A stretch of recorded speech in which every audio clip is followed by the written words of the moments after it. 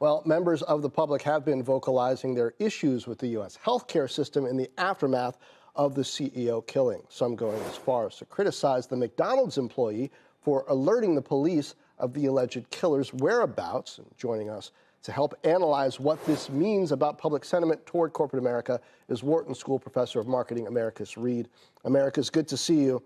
Does this say something about corporate America, or is this really about healthcare and an issue that people have some strong feelings about?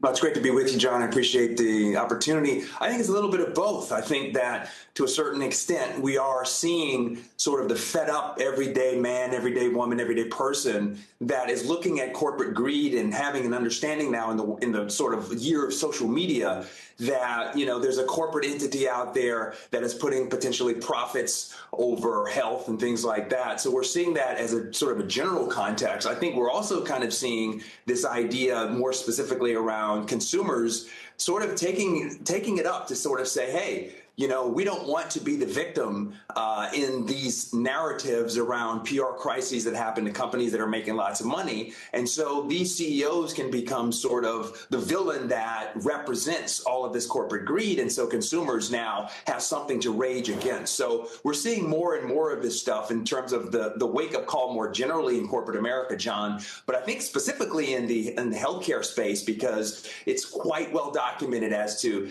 claim denials and other sorts of things that consumers look at and they say to themselves, I don't understand what's going on here. Why are we being treated this way while, you know, corporate individuals who are in the C-suite are making millions of dollars? But at the same time, there seem to be some companies that people just love, and the CEOs, founders as well. I mean, Elon Musk is riding very high right now on the success of his products, technology, vision. And so there's a bit of a bifurcation here, no?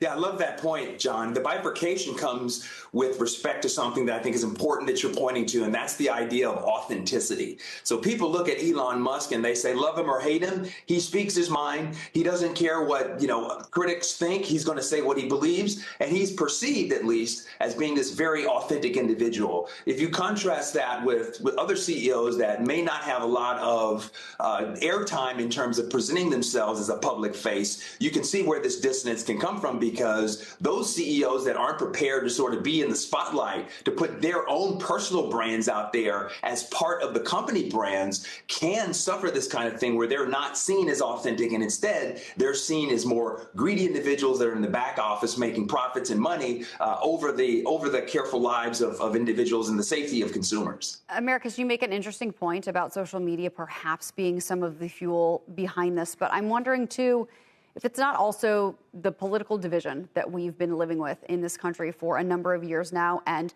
to have leaders that also, like Elon Musk, decide to speak their mind, love them or hate them, sort of potentially open up the door to behavior that before was not deemed socially acceptable.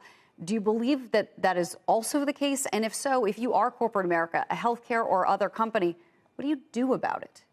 That's a great point, Courtney. I think that it is indeed the case. We're seeing it in the literature in the sense that there's more of an openness to come out and say sorts of things, even if they're provocative, even if they're potentially macabre, to sort of criticize and go after corporate America. And there is this additional context that you point to, Courtney, that has to do with sort of the rule of law and what is the role that laws and enforcement play with respect to individuals and street justice that might be going on with respect to some of these issues. I think your second point, Courtney, is super important, because I think it's a moment where companies can rise to the level to deal with this crisis, to say to themselves, hey, this is an opportunity to go out there and rebrand what it is that we do, to validate the concerns of what consumers are saying in terms of their reaction to this entire event, and come out and show a plan of action to sort of control our own narrative so that we can get out front, if we're a company like UnitedHealth, and sort of discuss all these issues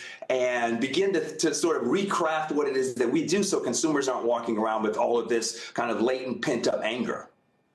I know that obviously UnitedHealthcare took the action of taking down some of their executive photos, perhaps worried that this was not an isolated incident.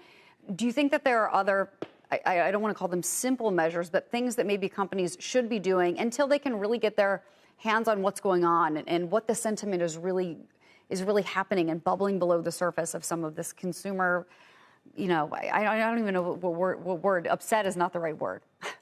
Yeah, it's a great point, Courtney. That listen, consumer vigilantism, the street justice. I mean, that's what we're talking about here, and it's kind of amazing to watch the sympathy that is being given to the individual who allegedly committed this heinous act. And so, I think your point's a great point, Courtney, which is to say that companies have to sort of walk that fine line of keeping their employees safe, but there's also an opportunity to sort of also come out and make sure that they're getting ahead of the story and explain to people, here's what's actually going on that may be different from what you perceive us as a sort of the villain in this story. And so there's an opportunity to tell that narrative that can perhaps turn the table just a little bit. Let me just make one more additional point, Courtney. And that's this idea. We have to be very careful with social media, because in social media, what gets shared in social media are the negative things, the macabre things, the very provocative sorts of things. So oftentimes when there's outrage in social media, it's amplified because there's so much of disproportionate extreme reactions that happen in social media that don't necessarily represent the broad swath of typical views that